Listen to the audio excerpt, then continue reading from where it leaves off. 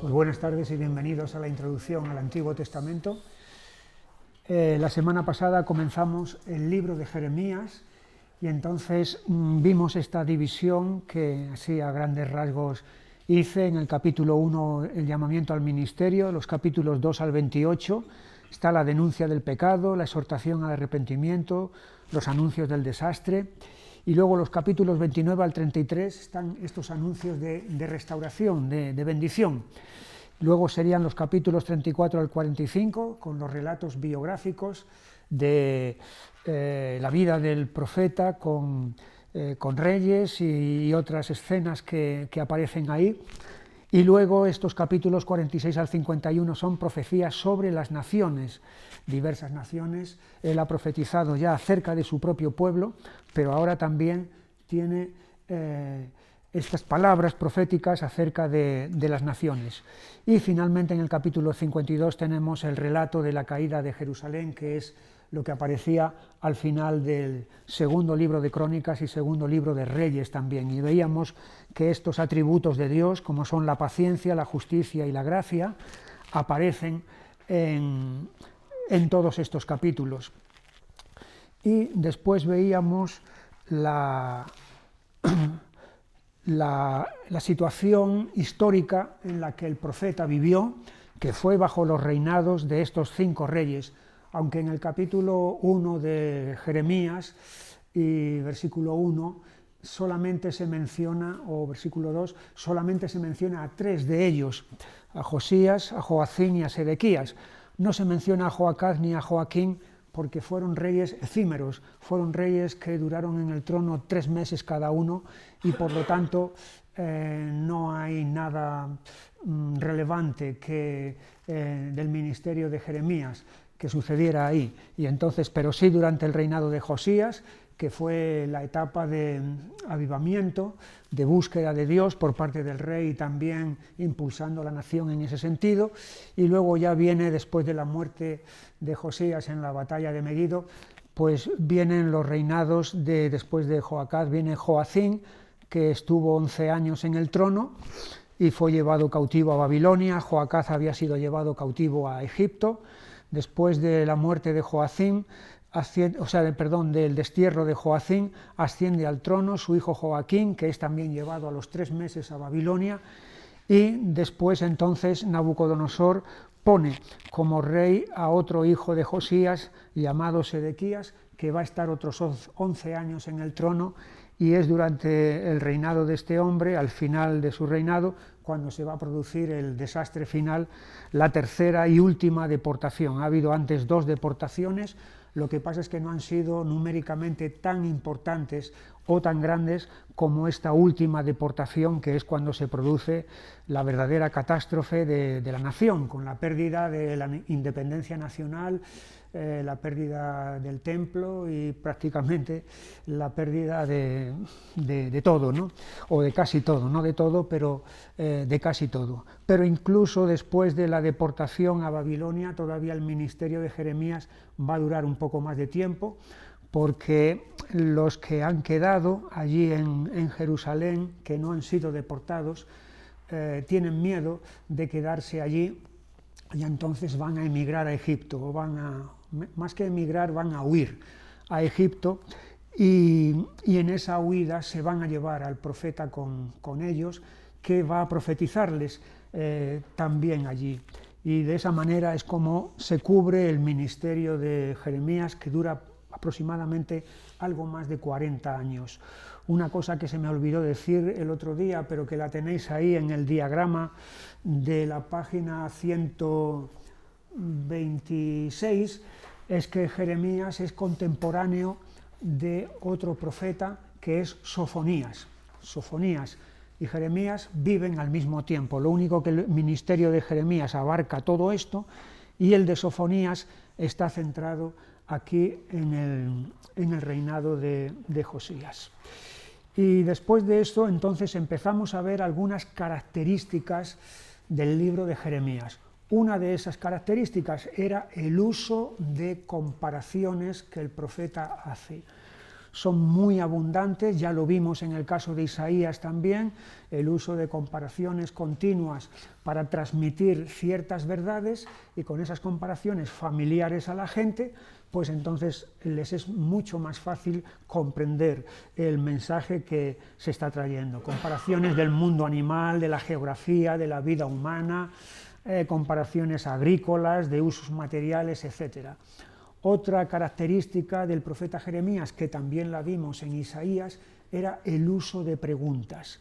El uso de preguntas para llegar a una respuesta que cae por su propio peso, porque la pregunta es evidente y el sentido de la pregunta está muy, muy claro, y por lo tanto cualquiera puede decir esta es la respuesta. No son preguntas complicadas y misteriosas que casi nadie puede llegar a la solución, sino que son preguntas realmente que la respuesta está ahí a mano de cualquiera. Y como dijimos en la introducción a los profetas, y como vimos también en el caso de Isaías, Jeremías es un predicador, es un profeta predicador. De hecho, vimos que hay momentos en los que Dios le dice, vete a tal sitio, por ejemplo, a la puerta, al atrio del templo, vete a la puerta, a las puertas de Jerusalén, vete a la puerta del palacio del rey y di estas palabras. Y allí es donde viene entonces el mensaje oral del profeta, el mensaje de palabra. En esa predicación entonces hay una denuncia del pecado. Siempre el mensaje de los profetas comienza por ahí, por la denuncia del pecado, y efectivamente es lo que va a hacer Jeremías. Lo veíamos, cómo denuncia el pecado de la nación, un pecado profundo. Él emplea la comparación del diamante y del cincel de hierro para decir así de grabado, así de profundo está el pecado, y luego la extensión del mismo, que no es solamente para un sector de la población o de unos pocos, sino que es algo que está extendido. Vimos esto, la denuncia del pecado, y ahí es donde nos paramos. Y lógicamente, junto con la denuncia del pecado, está el anuncio del juicio. Es decir, la paga del pecado es muerte, la paga del pecado conlleva un castigo, conlleva juicios, y entonces eso es lo que el profeta va a una y otra vez a anunciar. Es decir, hay un juicio venidero. No está hablando del juicio final, no está hablando del juicio después de esta vida, etc. Está hablando de un juicio que va a acontecer a la nación, que es inminente, que va a llegar pronto. Y de hecho, efectivamente, en cuestión de poco más de 20 años, ese juicio, una vez que sube al trono Joacim, ese juicio en cuestión de 22 años se va a producir. Podemos mirar entonces algunos de estos anuncios del juicio. El primero lo tendríamos en el capítulo 4 y versículo 5. Anunciad en Judá y proclamad en Jerusalén y decid, tocad trompeta en la tierra, pregonad, juntaos y decid, reuníos y entrémonos en las ciudades fortificadas.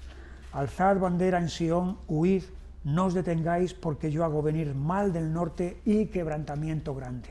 Esta es la primera ocasión en la que él comienza a anunciar este peligro, esta amenaza que se cierne sobre la nación, y es por medio de un ejército enemigo que va a venir. El toque de trompeta entonces es señal de alarma, es señal de peligro inminente, y entonces allí viene el aviso de decir vamos a las ciudades fortificadas, vamos a encontrar allí refugio y protección. Y luego está juntamente con el toque de trompeta, está también la bandera, alzad bandera.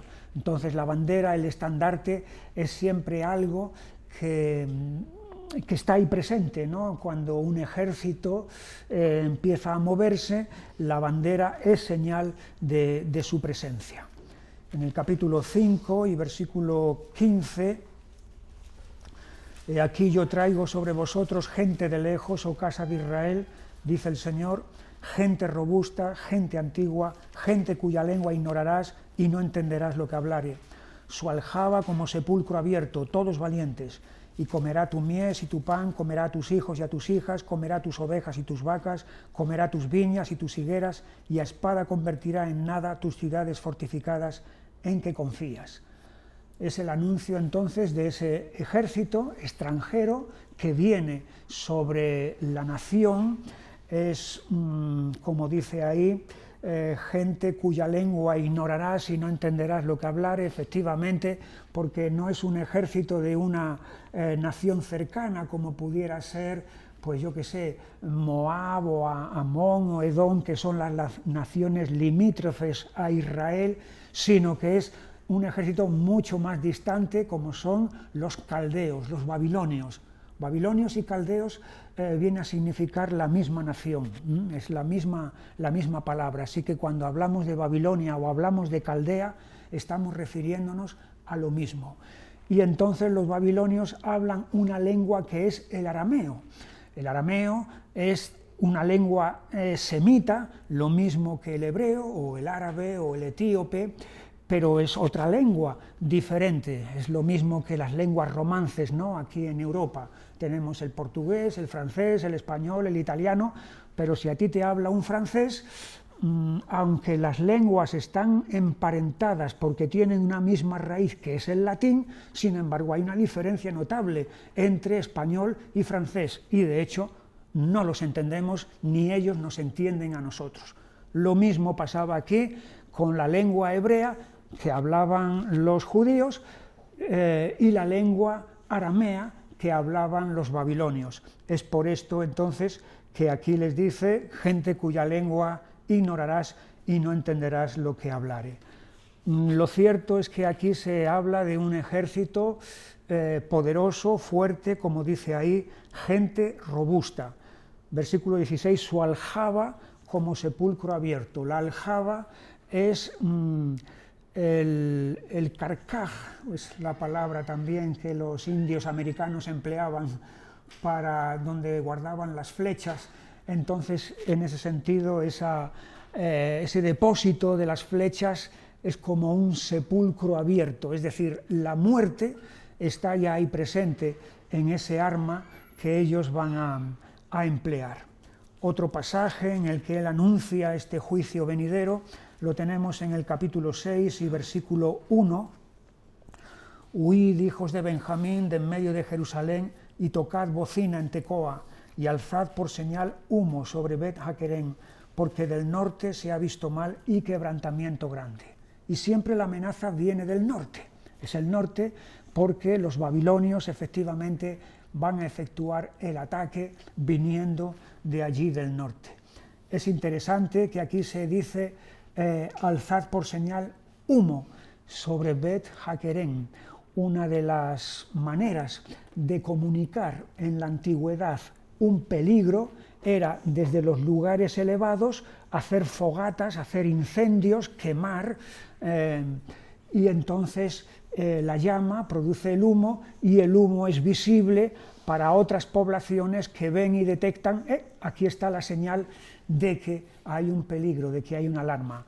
Aquí en Madrid, por ejemplo, hay lugares donde los musulmanes en ciertos sitios elevados todavía hay torres construidas por ellos que tenían como objetivo precisamente eso, el que el humo levantado por las fogatas que ahí se encendían sirviera de aviso a otros para que estuvieran preparados en caso de que el ejército cristiano viniera para atacar. Así que es un método que ya viene de muy antiguo.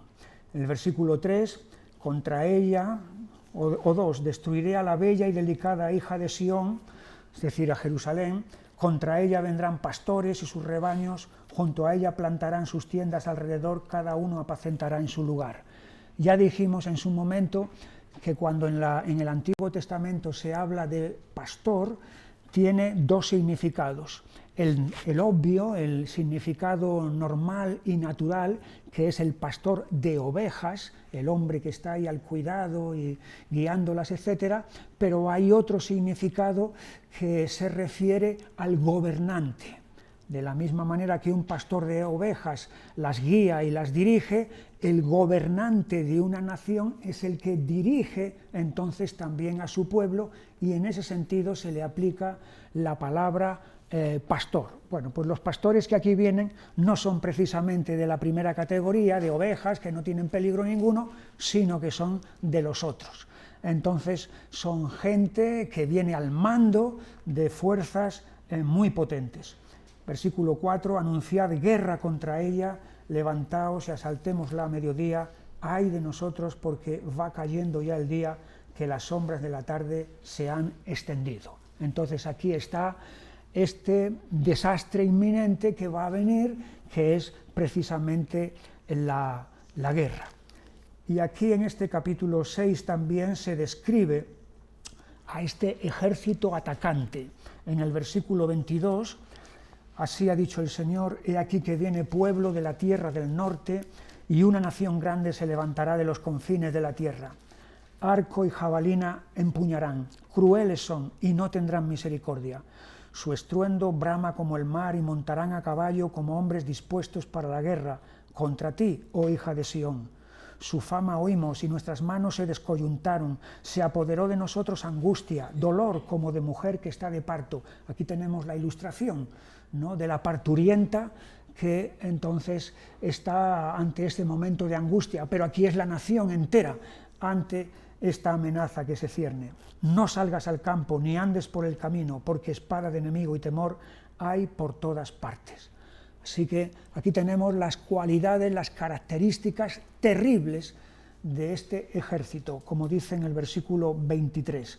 Arco y jabalina empuñarán, crueles son y no tendrán misericordia.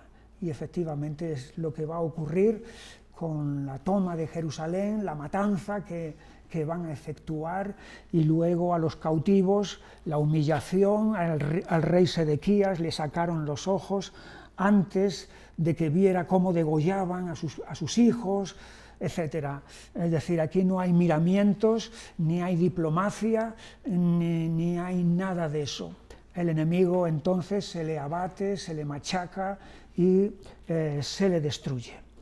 Entonces, todos estos anuncios de juicio y de desastre, que evidentemente son malas noticias, muy malas noticias, pésimas noticias, van a provocar el rechazo hacia Jeremías. Rechazo por parte del pueblo, por parte de los dirigentes, por parte de los reyes, etcétera, de tal manera que Jeremías es una persona solitaria que tiene que enfrentarse, que tiene que estar contra todos los demás, porque el mensaje que está trayendo no es precisamente el que la gente quiere escuchar. Y de hecho, hasta llega un momento que lo acusan de traidor, de antipatriota. Capítulo 38 y versículo 4.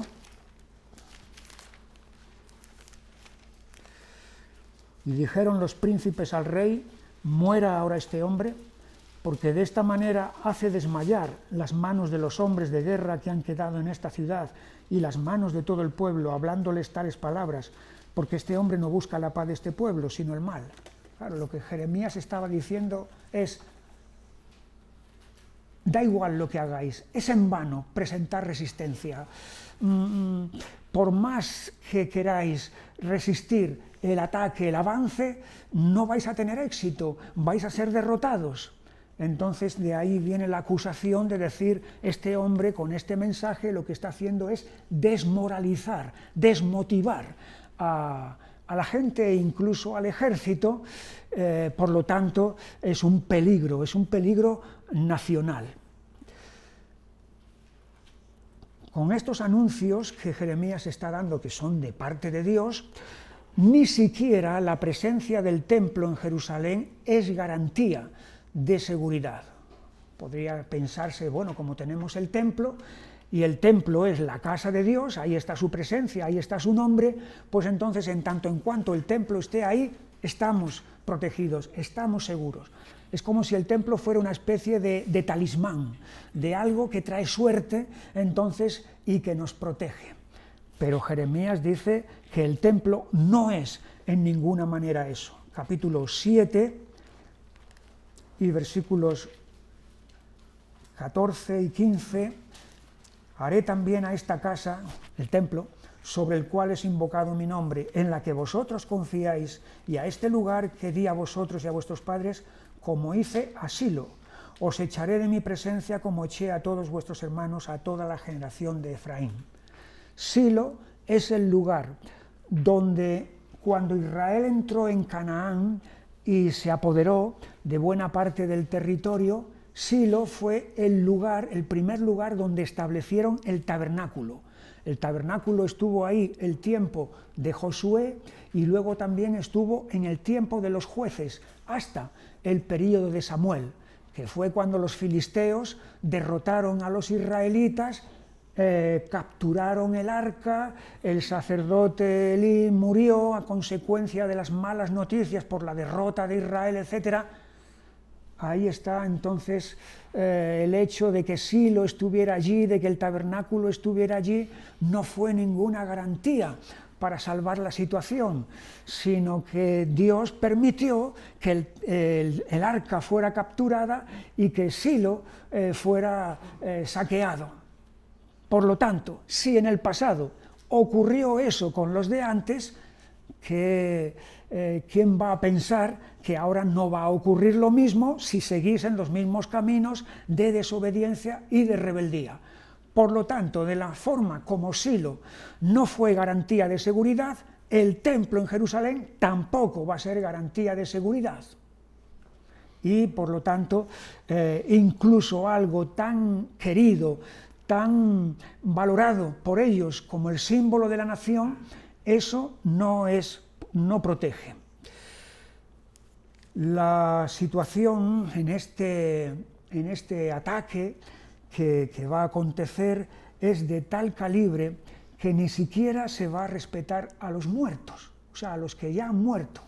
Capítulo 8 y versículo 1. En aquel tiempo, dice el Señor, sacarán los huesos de los reyes de Judá y los huesos de sus príncipes y los huesos de los sacerdotes y los huesos de los profetas y los huesos de los moradores de Jerusalén fuera de sus sepulcros, y los esparcirán al sol y a la luna y a todo el ejército del cielo, a quienes amaron y a quienes sirvieron, en pos de quienes anduvieron, a quienes preguntaron y ante quienes se postraron. No serán recogidos ni enterrados, serán como estiércol sobre la faz de la tierra. Entonces, el ejército enemigo, ese ejército que hemos visto, que es un ejército despiadado, un ejército cruel hacia los vivos, igualmente lo va a ser también hacia los muertos, porque van a sacar a los muertos de las tumbas entonces y los van a esparcir, que es ya una degradación, una humillación. De hecho, se anuncia, el profeta Jeremías anuncia algo tan terrible como que en el asedio que se va a poner a la ciudad se van a comer unos a otros. Capítulo 19 y versículo 9. Y les haré comer la carne de sus hijos y la carne de sus hijas, y cada uno comerá la carne de su amigo en el asedio, en el apuro, con que los estrecharán sus enemigos y los que buscan sus vidas. Es decir, van a ser unas condiciones tan terribles, porque el asedio va a durar año y medio. Durante año y medio, el ejército caldeo va a rodear la ciudad, sin dejar entrar ni salir a nadie, y todo ese tiempo, 18 meses, prolongado, va a provocar que llegue un momento en el que no haya comida. Y entonces ahí es donde van a tener que recurrir, como dice el libro de Lamentaciones después, las manos de madres piadosas cocieron a sus hijos, a sus propios hijos, para poder alimentarse, a causa de las difíciles, terribles condiciones en las que se está viviendo. Toda resistencia militar está condenada al fracaso, no va a resultar, y cualquier alianza que se busque, y Sedequías la va a buscar en Egipto, también está condenada al fracaso. En el capítulo 21 y versículo 4,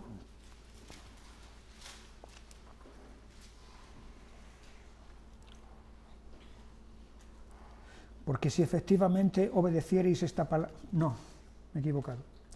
Así ha dicho, aquí, 21.4, así ha dicho el Señor Dios de Israel, he aquí que yo vuelvo atrás las armas de guerra que están en vuestras manos, con que vosotros peleáis contra el rey de Babilonia, y a los caldeos que están fuera de la muralla y os tienen sitiados, yo los reuniré en medio de esta ciudad, pelearé contra vosotros con mano alzada y con brazo fuerte, con furor y enojo e ira grande, y heriré a los moradores de esta ciudad, y los hombres y las bestias morirán de pestilencia grande. Es lógico que si no hay alimento, si las condiciones son deplorables, entonces que se desate también la pestilencia, es decir, la peste, enfermedades. Y la cuestión es que Dios mismo es quien está peleando contra ellos, contra su propio pueblo. Ya no solamente son los caldeos, que ya de por sí es el peligro, sino que es Dios mismo el que está de parte de los caldeos peleando contra su propio pueblo. He aquí, yo vuelvo atrás las armas de guerra que están en vuestras manos, y a los que están fuera de la muralla y os tienen sitiados, yo los reuniré en medio de esta ciudad. Es decir, yo voy a hacer que entren, que finalmente rompan el asedio, penetren por las murallas y conquisten la ciudad. Es Dios mismo el que está combatiendo contra su propio pueblo, por lo tanto es inútil presentar resistencia ante lo que está ocurriendo. Estos pasajes, este pasaje que hemos leído aquí de 21, del versículo 4 al 6, prácticamente es el cumplimiento de lo que Dios anunció por medio de Moisés en el libro de Deuteronomio, en el capítulo 28 y versículos 49, Deuteronomio 28, 49, el Señor traerá contra ti una nación de lejos, del extremo de la tierra, que vuele como águila, nación cuya lengua no entiendas, gente fiera de rostro que no tendrá respeto al anciano ni perdonará al niño, y comerá el fruto de tu bestia y el fruto de tu tierra hasta que perezcas, y no te dejará grano, ni mosto, ni aceite, ni la cría de tus vacas, ni los rebaños de tus ovejas, hasta destruirte. Pondrás sitio a todas tus ciudades hasta que caigan tus muros altos y fortificados en que tú confías en toda tu tierra. Sitiará pues todas tus ciudades y toda la tierra que el Señor Dios, tu Dios, te hubiere dado. Son las palabras proféticas aquí de Moisés, el anuncio solemne: cuidado cuando entréis en la tierra, de que no persistáis en la desobediencia y en el pecado, no os obstinéis en ese camino, porque esto es lo que va a ocurrir. Y esas palabras dichas siglos antes se van a cumplir literalmente aquí en este escenario, entonces, que es el que estamos viendo. Una y otra vez Jeremías anuncia: a causa del pecado, el juicio que está para llegar. Quiere decir que es inevitable el juicio, que no hay manera alguna de evitarlo. Hay un resquicio de esperanza, hay una esperanza, y la esperanza es que si hay arrepentimiento, entonces hay salida, entonces hay solución y hay salvación. Arrepentimiento es la palabra, y eso es precisamente lo que Jeremías va a dedicarse a predicar, a exhortar a su pueblo a que se arrepientan, a que se vuelvan a Dios. Es lo que ya hizo Isaías y es prácticamente el mensaje unánime de todos los profetas. Denuncian el pecado, sí, anuncian el juicio, sí, pero también exhortan al arrepentimiento. Y aquí tenemos en el capítulo 3, el versículo 12, ve y clama estas palabras hacia el norte y di: vuélvete, oh rebelde Israel, dice el Señor, no haré caer mi ira sobre ti porque misericordioso soy yo, dice el Señor, no guardaré para siempre el enojo. Reconoce pues tu maldad, porque contra el Señor tu Dios has prevaricado y fornicaste con los extraños debajo de todo árbol frondoso y no oíste mi voz, dice el Señor.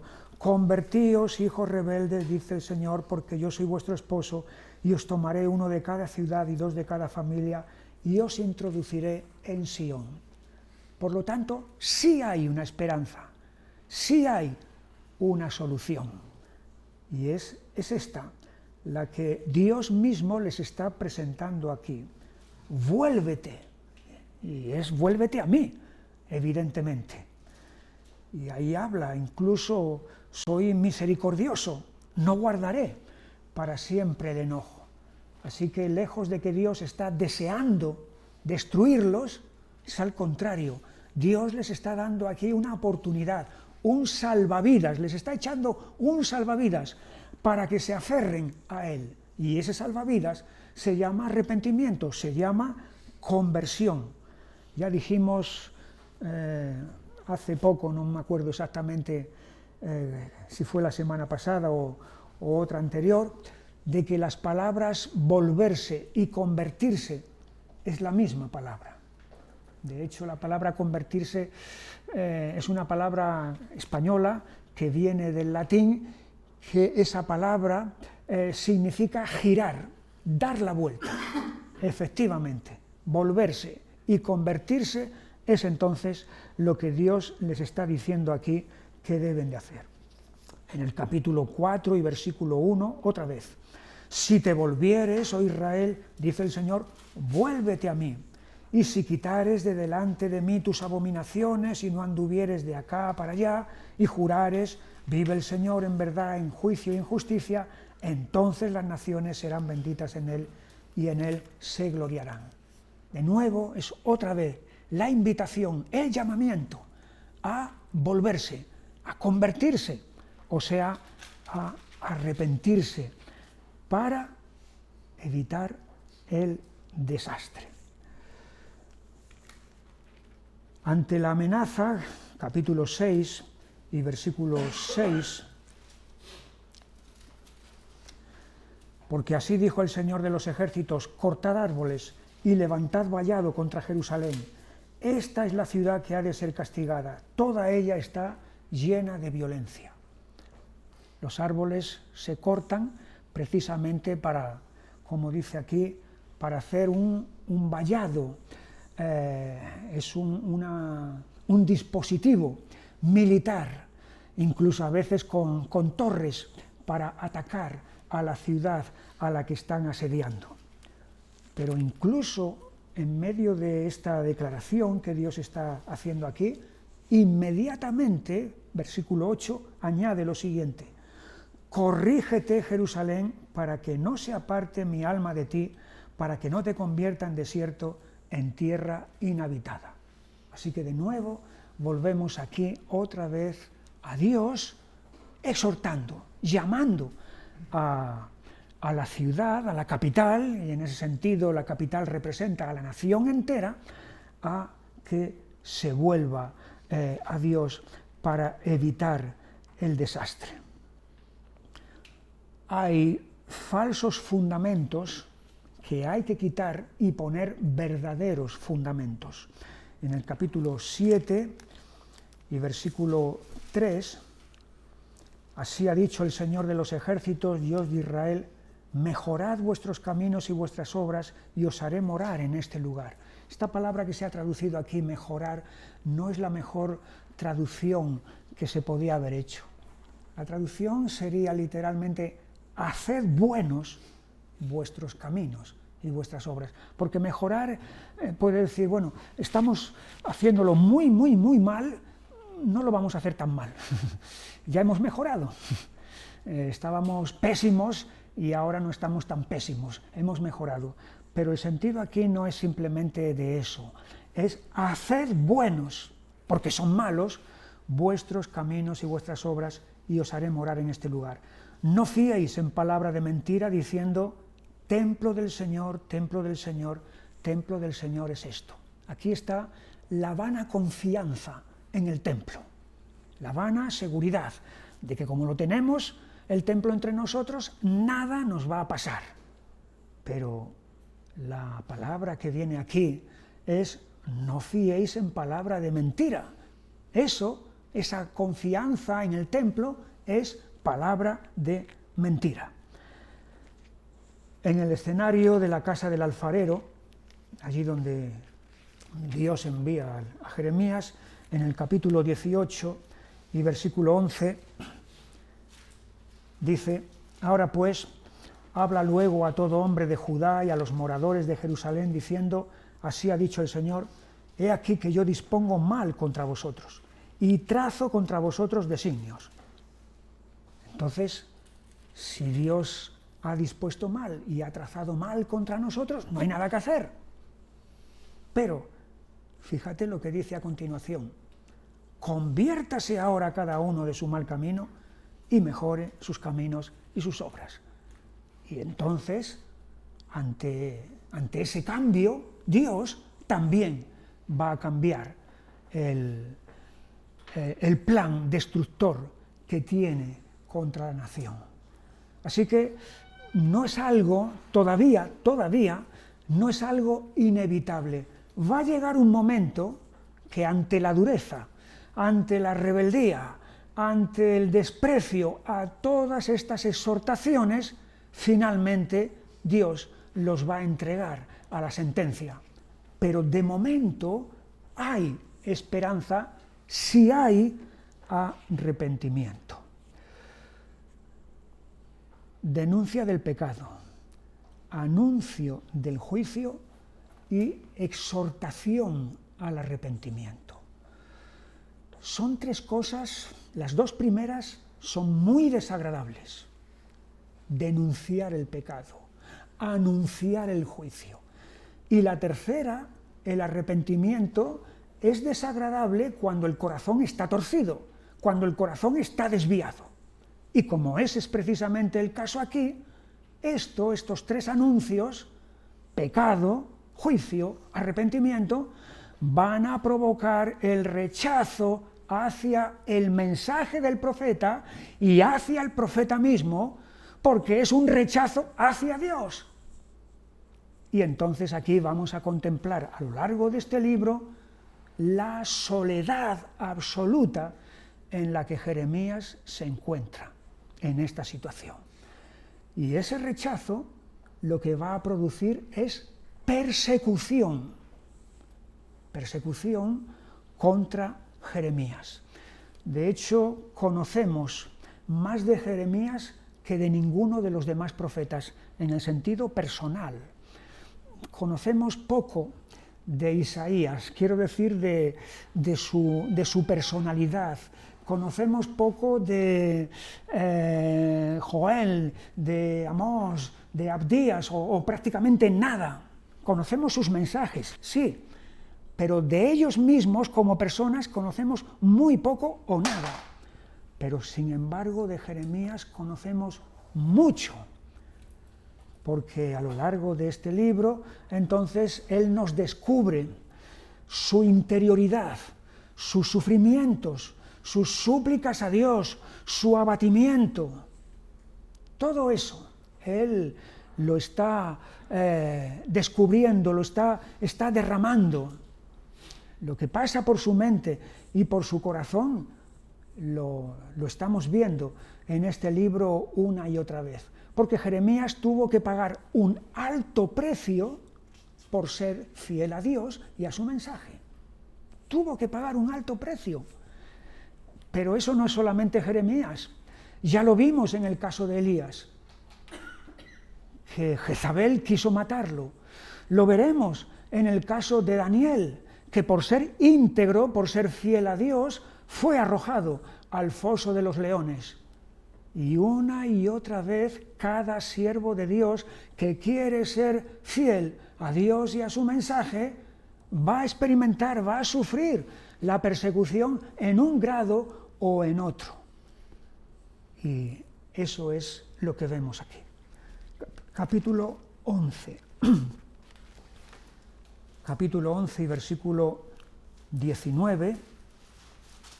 Y yo era como cordero inocente que llevan a degollar, pues no entendía que maquinaban designios contra mí diciendo: destruyamos el árbol con su fruto y cortémoslo de la tierra de los vivientes, para que no haya más memoria de su nombre. Es los planes de acabar con Jeremías. Capítulo 18 y versículo 18. Y dijeron: venid y maquinemos contra Jeremías, porque la ley no faltará al sacerdote, ni el consejo al sabio, ni la palabra al profeta. Venid e hirámoslo de lengua y no atendamos a ninguna de sus palabras. Es decir, nos tapamos los oídos a todo lo que nos está diciendo y además vamos a herirle de lengua. De lengua, eso viene por medio de la calumnia, viene por medio de la acusación.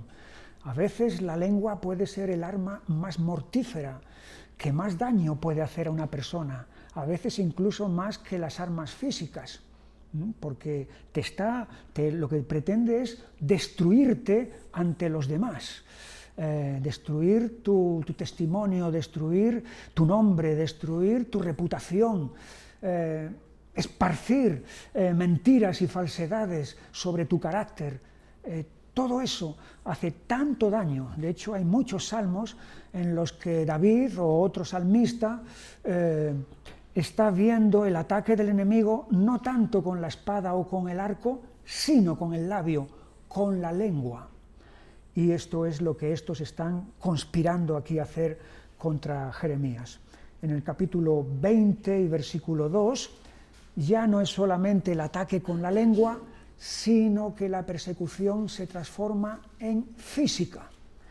22. Azotó Pasur al profeta Jeremías y lo puso en el cepo que estaba en la puerta superior de Benjamín, la cual conducía a la casa del Señor. Un sacerdote azotando y poniendo en el cepo entonces al profeta. De hecho, van a llegar a pedir la pena de muerte contra Jeremías, capítulo 26 y versículo 11.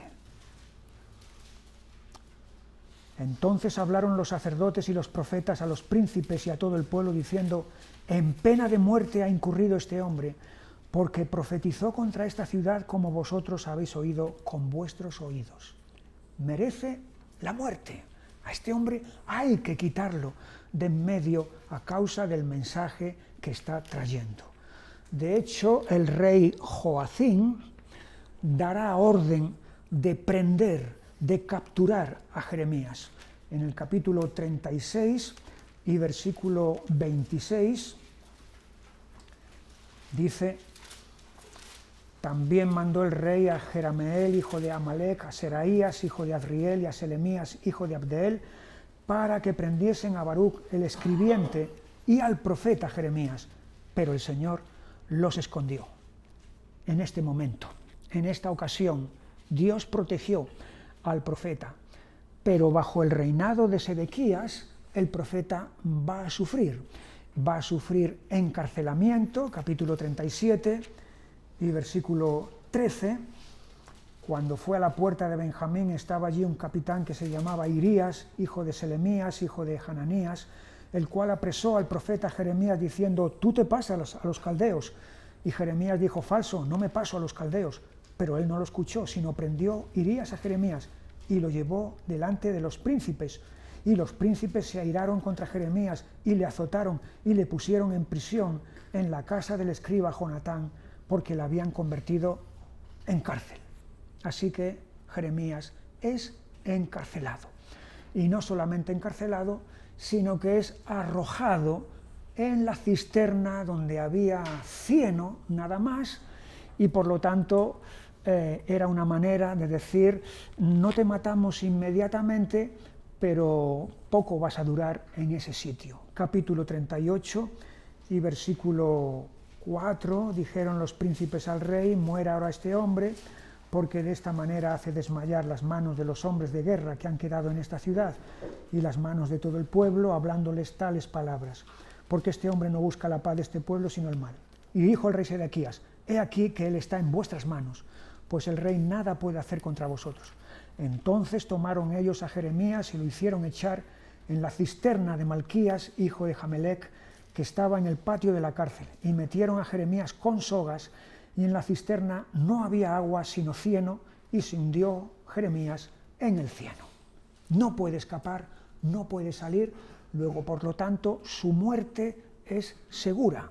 Es únicamente que un etíope, un extranjero, va a ser el que va a sacarlo de allí y va a librar su vida, pero si hubiera sido por la intención de los otros, Jeremías hubiera muerto.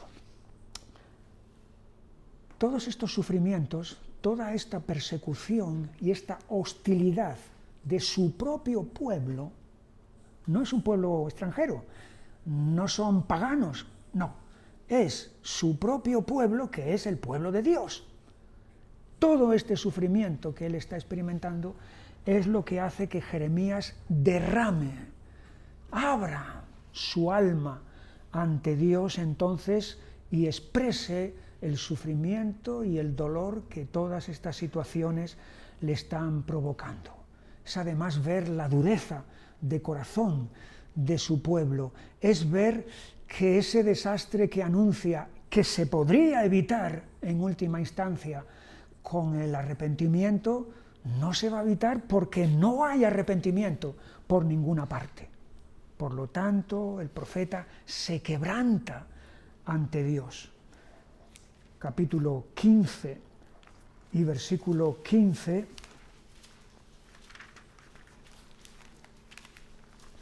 Tú lo sabes, oh Señor, acuérdate de mí y visítame, y véngame de mis enemigos, no me reproches en la prolongación de tu enojo, sabes que por amor de ti sufro afrenta. Fueron halladas tus palabras y yo las comí, tu palabra me fue por gozo y por alegría de mi corazón, porque tu nombre se invocó sobre mí, oh Señor Dios de los ejércitos. No me senté en compañía de burladores, ni me engreí a causa de tu profecía, me senté solo porque me llenaste de indignación. Aquí está este momento en el que Jeremías abre su corazón ante Dios para mostrarle lo que está pasando. 17:14. Sáname, oh Señor, y seré sano, sálvame y seré salvo, porque tú eres mi alabanza. 18:19. Oh Señor, mira por mí y oye la voz de los que contienden conmigo.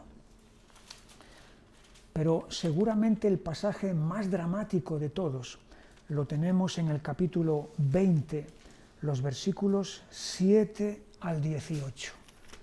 Es un pasaje largo.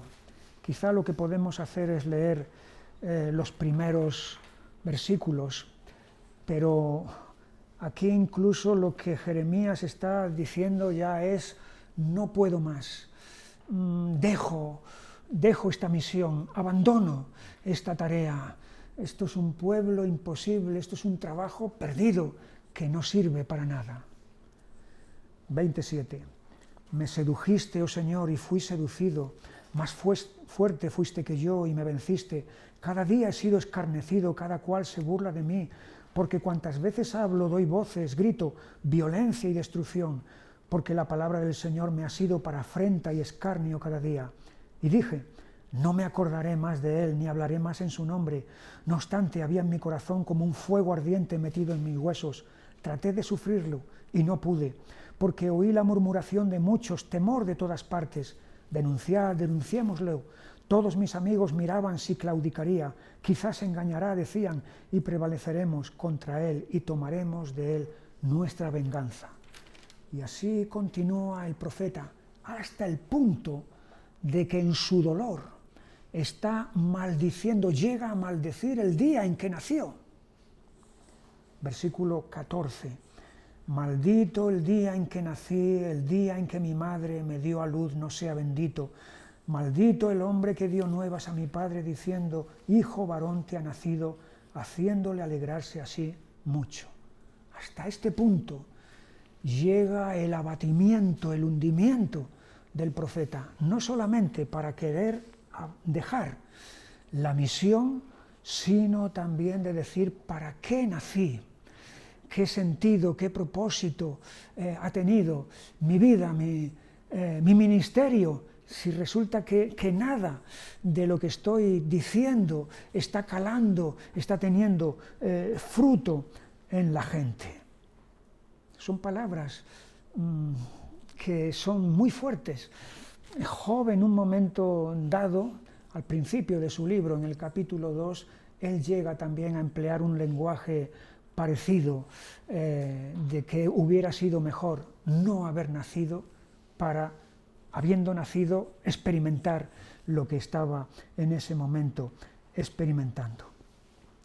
Todas estas son palabras que Jeremías está diciéndole a Dios.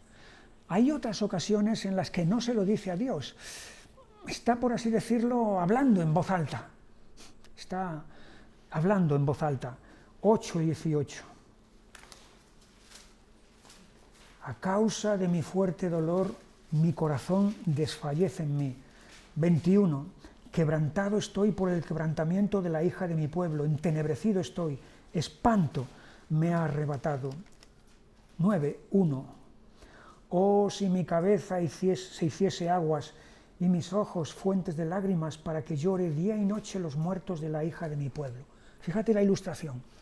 Si mi cabeza se hiciese aguas, es decir, si mi cabeza fuera un depósito donde está el agua y mis ojos fueran los orificios por los cuales ese agua saliera, que son mis lágrimas, pues así estoy. Lo único que tengo son lágrimas, es dolor en mi cabeza y por mis ojos están fluyendo toda ese agua, todas esas lágrimas que tengo. Versículo 10 también.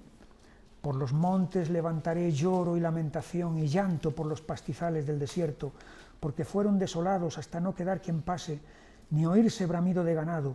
Desde las aves del cielo hasta las bestias de la tierra huyeron y se fueron. Es un panorama de desolación, es un panorama totalmente desértico. Todo este sufrimiento es lo que va a encontrar canal, expresión ya acabada en el libro de Lamentaciones, que él va a componer cuando se produzca el desastre, cuando se produzca la caída de Jerusalén.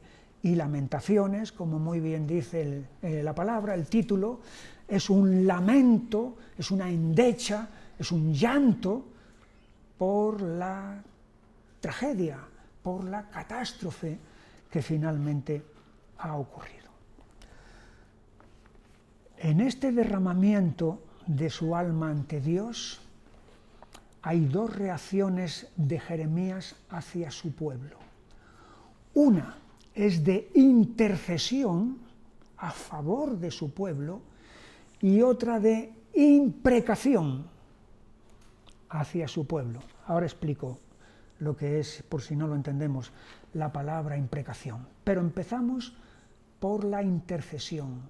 Jeremías es un intercesor a favor de su pueblo. O sea, él no es simplemente un mensajero que de forma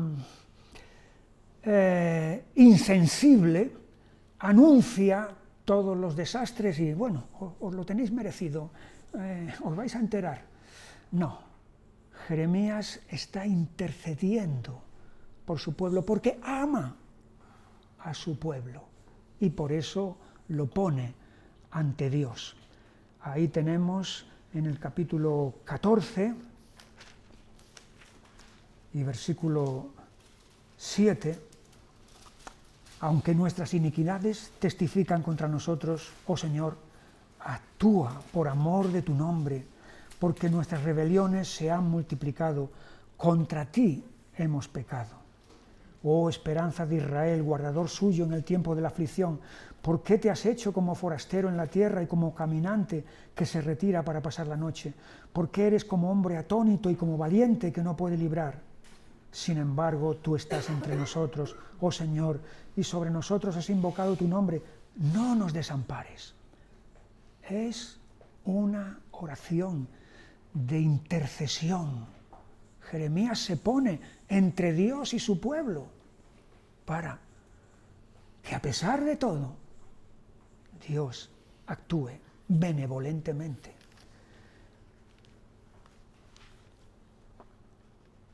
En el versículo 21 de este mismo capítulo también, por amor de tu nombre, no nos deseches ni deshonres tu glorioso trono, acuérdate, no invalides tu pacto con nosotros. Capítulo 15 y versículo 11. Sea así, oh Señor, si no te he rogado por su bien, si no he suplicado ante ti en favor del enemigo en tiempo de aflicción y en época de angustia. Capítulo 17 y versículo 16. Mas yo no he ido en pos de ti para incitarte a su castigo, ni deseé día de calamidad, tú lo sabes, lo que de mi boca ha salido fue en tu presencia. Sí, no he deseado su mal, no he deseado que ese juicio se produzca. Al contrario, que no se produzca. Y otro caso más, capítulo 18 y versículo 20. ¿Se da mal por bien para que hayan cavado hoyo a mi alma? Acuérdate que me puse delante de ti para hablar bien por ellos, para apartar de ellos tu ira. Así que no es Jeremías un mensajero de malas noticias insensible, que le da igual lo que les pase a ellos. No. Tiene sensibilidad hacia su pueblo, obstinado y desobediente. Y llega un momento en el que aparece algo que nunca antes habíamos visto en la Biblia. Y es la negativa de Dios a escuchar la oración, a escuchar la intercesión. Tenemos en el capítulo 7 y versículo 16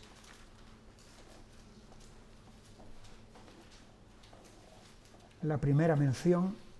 Tú pues no ores por este pueblo, ni levantes por ellos clamor, ni oración, ni me ruegues, porque no te oiré. No te voy a escuchar, Jeremías. No ores más por este pueblo, porque Dios está mal dispuesto hacia su pueblo. No, es por causa de la dureza de corazón que hay, que llega un momento en el que Dios dice, no me ores, no me pidas más. 11:14, tú pues no ores por este pueblo, ni levantes por ellos clamor, ni oración, porque yo no iré en el día que en su aflicción clamen a mí. Es terrible, ¿no? Cuando llega un momento en el que la paciencia de Dios se ha agotado, se ha terminado y entonces ya no atiende las peticiones. 14, versículo 11. Me dijo el Señor, no ruegues por este pueblo para bien, cuando ayunen, yo no oiré su clamor, y cuando ofrezcan holocausto y ofrenda no lo aceptaré, sino que los consumiré con espada, con hambre y con pestilencia. la negativa de Dios a escuchar la oración. La intercesión de Jeremías y la imprecación de Jeremías. Imprecación es la oración no para interceder, sino para pedir que el juicio y el castigo venga. Y esto es lo que en un momento dado Jeremías va a pedir para su pueblo. Fíjate, el mismo profeta intercesor llega un momento que se vuelve un profeta que impreca a Dios en contra de su pueblo. La imprecación es un tipo de oración que podemos ver, si Dios lo permite, cuando lleguemos al libro de los Salmos. Hay muchas veces en las que David u otro salmista utiliza este tipo de imprecación, pidiendo que Dios intervenga en contra de sus enemigos. Y Jeremías lo va a hacer también. Hay algún pasaje en el Nuevo Testamento, fíjate, en el Nuevo Testamento, donde aparece la imprecación. Tal vez no lo esperaríamos, diríamos, bueno, en el Antiguo Testamento se espera que eso todavía aparezca, pero en el Nuevo Testamento, si vamos al libro de Apocalipsis, al capítulo 6 y versículo 10, o mejor el 9, cuando abrió el quinto sello, vi bajo el altar las almas de los que habían sido muertos por causa de la palabra de Dios y por el testimonio que tenían, y clamaban a gran voz diciendo: ¿hasta cuándo, Señor santo y verdadero, no juzgas y vengas nuestra sangre en los que moran en la tierra? Aquí están los mártires, mártires cristianos, mártires por causa de Jesús, las almas de los mártires que han muerto por su testimonio y están pidiendo a Dios que intervenga y que juzgue y vengue su sangre.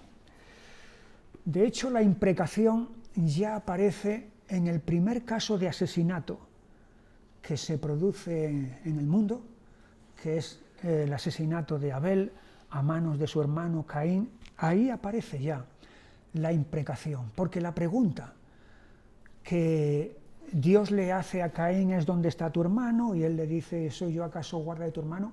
Y la respuesta de Dios es: la sangre de tu hermano clama a mí desde la tierra. Es decir, la sangre de Abel estaba pidiéndole a Dios justicia sobre Caín. De tal manera que ahí ya vemos el primer caso entonces de esta imprecación, de esta oración de imprecación. Humanamente es entendible que alguien que está sufriendo, alguien que está siendo de esta manera abatido, de esta manera perseguido, que explote, que broten de sus labios este tipo de expresiones. Hay que tener mucho dominio propio, tanto como para que no haya ningún ser humano más que uno que pueda decir: no voy a hacer este tipo de oración imprecatoria. Jesús, cuando lo estaban crucificando, pidió no juicio ni venganza sobre sus enemigos, sino que oró: Padre, perdónalos porque no saben lo que hacen. Pero aquí tenemos a seres humanos de carne y hueso como tú y como yo, que están sometidos, en este caso Jeremías, a toda esta tensión y a toda esta presión, y entonces está saliendo de su corazón, de su alma, este tipo de oración. En cualquier caso, lo que está pidiendo es justicia, lo mismo que Abel. No está pidiendo revancha, está pidiendo justicia. es decir, que Dios aplique su justicia. Y lo que está haciendo es poniendo el caso en las manos de Dios. Es decir, Él no está aplicando Él mismo la venganza o tratando de aplicarla Él mismo. No está echando mano de los recursos que pueda tener para decirle: ahora te vas a enterar, ahora vas a saber lo que es bueno porque voy a ajustarte yo las cuentas. No está haciendo eso, sino que está encomendando su causa a Dios y que sea Dios el que se encargue de efectuar todo eso. Eso no significa que Dios vaya a hacerlo, que Dios vaya a responder, que vaya a atender toda la petición o las peticiones que Jeremías le está haciendo. Puede hacerlo o puede no hacerlo, porque en muchas ocasiones nosotros hacemos oraciones que Dios no contesta según nuestro deseo, ¿verdad? Claro, muchas veces. Hemos orado por un enfermo y no se ha sanado. Hemos orado por la conversión de alguien y no ha ocurrido. Hay otras veces que sí, que hemos orado por la sanidad de un enfermo y ha habido sanidad. Hemos orado por la conversión de alguien y ha habido conversión.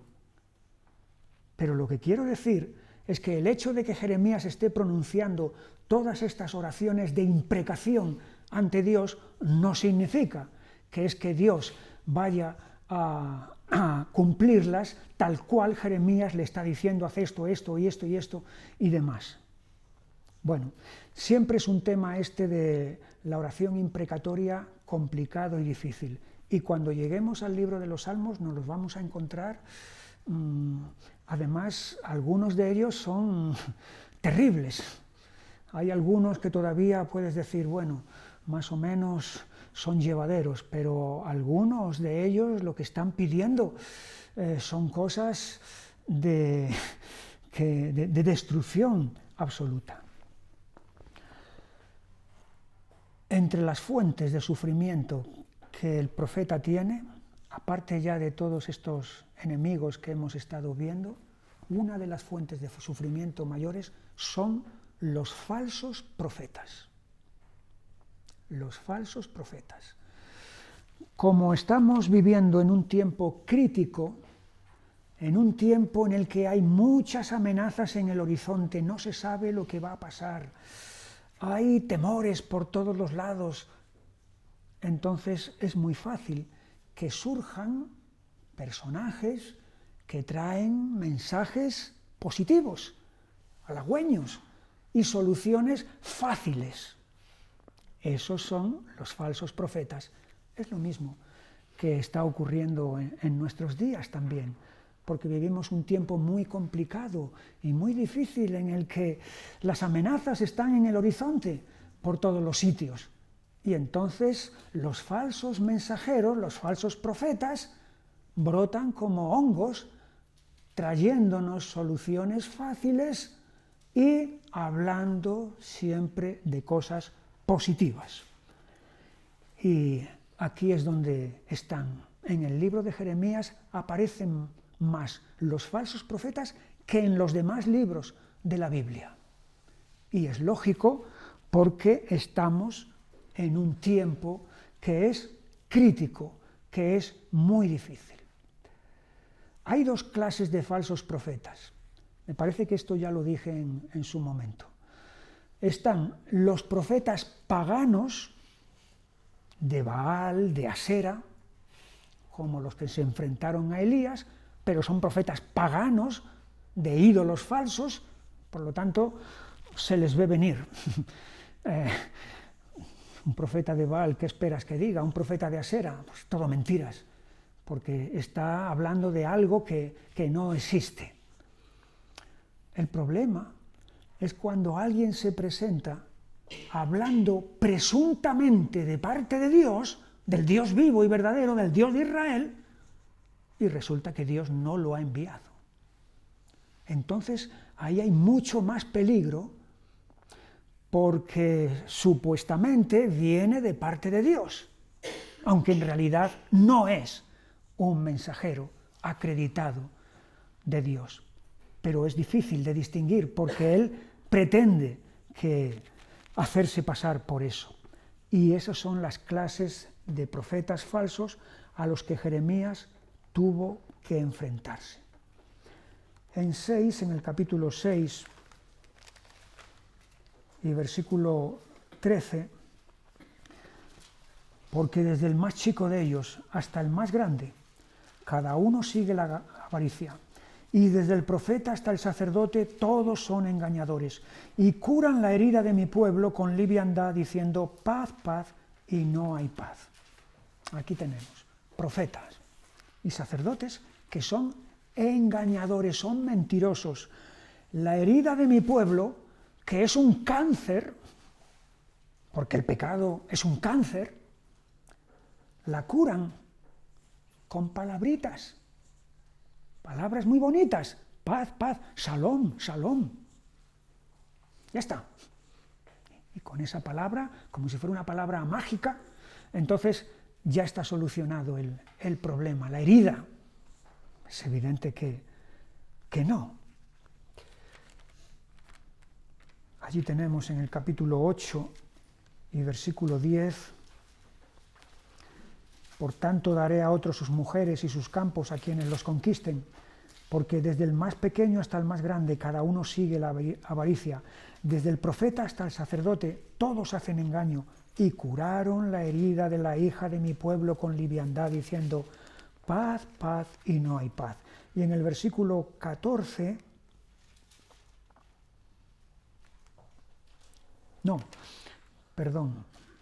capítulo 14,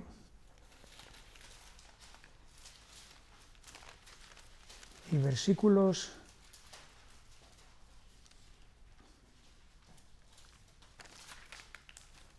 13, y yo dije, Señor Jehová, he aquí que los profetas les dicen, no veréis espada, ni habrá hambre entre vosotros, sino que en este lugar os daré paz verdadera. Nada de malas noticias, ningún desastre, nada va a pasar. Paz. Es una y otra vez reiterado. Pero el pasaje más extenso, y no lo vamos a leer entero, pero sí me voy a detener en algunos versículos, lo tenemos en el capítulo 23, porque desde el versículo 9 hasta el final de este capítulo está dedicado a los falsos profetas. Nos paramos en el versículo 9. A causa de los profetas mi corazón está quebrantado dentro de mí, todos mis huesos tiemblan, estoy como un ebrio y como hombre a quien dominó el vino delante del Señor y delante de sus santas palabras. Esta es la impresión que le causan a Jeremías esta clase de hombres. Es la reacción que tiene ante ellos, quebrantado. Versículo 11. Porque tanto el profeta como el sacerdote son impíos. Fíjate que muchas veces sacerdote y profeta van unidos. Es decir, la clase dirigente espiritual de la nación son engañadores. Si la clase espiritual, que son los que dirigen a la nación, están trayendo engaño, lo que está recibiendo el pueblo es engaño. Versículo 13. En los profetas de Samaria he visto desatinos, locuras. Profetizaban en nombre de Baal e hicieron errar a mi pueblo Israel. Estos son los paganos. Se les ve a distancia. Versículo 14. Y en los profetas de Jerusalén he visto torpezas. Cometían adulterios y andaban en mentiras y fortalecían las manos de los malos para que ninguno se convirtiese de su maldad. Me fueron todos ellos como Sodoma y sus moradores como Gomorra. Unos profetizan en nombre de Baal, los de Samaria, pero los de Jerusalén hay una corrupción en sus vidas. Ya no solamente es que están anunciando engaño, sino que su propia vida también es un engaño. El versículo 17, Dicen atrevidamente a los que me irritan, el Señor dijo, paz tendréis. Y a cualquiera que anda tras la obstinación de su corazón dicen, no vendrá mal sobre vosotros. En otras palabras, estos falsos profetas no predican el arrepentimiento. No hay arrepentimiento, no hay nada de qué arrepentirse. Por lo tanto, podéis seguir haciendo lo que estáis haciendo, que todo va a ir bien.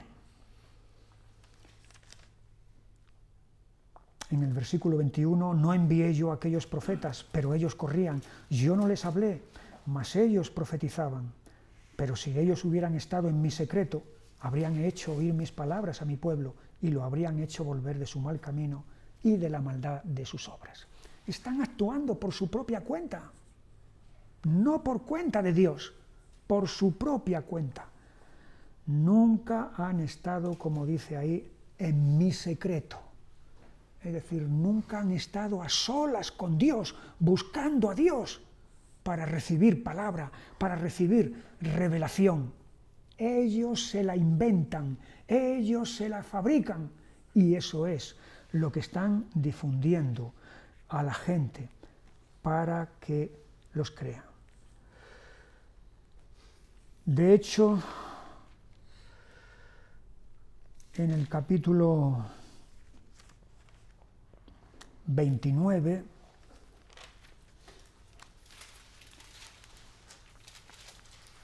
y versículos 8 y 9, porque así ha dicho el Señor de los ejércitos, Dios de Israel, no se engañen vuestros profetas que están entre vosotros, ni vuestros adivinos, ni atendáis a los sueños que soñáis, porque falsamente os profetizan ellos en mi nombre, no los envié, ha dicho el Señor.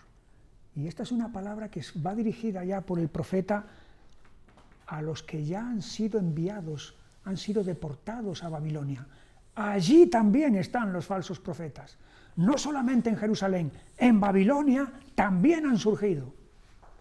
Y en Babilonia lo que les están diciendo es, enseguida vamos a regresar. El cautiverio va a ser muy corto, pronto volvemos otra vez a nuestra tierra, cuando en realidad la deportación va a durar 70 años, nada menos. Pero estos están diciendo que no, que enseguida va a volver. Así que su mensaje no es de arrepentimiento, sino de paz sin arrepentimiento. Podríamos llamarlos profetas de la prosperidad, profetas de la vacuidad. Vacuidad es lo vacío, lo que no tiene contenido, lo que no tiene fundamento. Profetas de una prosperidad que es vacuidad, vacía, falsa, sin contenido. Qué distinto a Jeremías, ¿no? Jeremías es un profeta de la desgracia.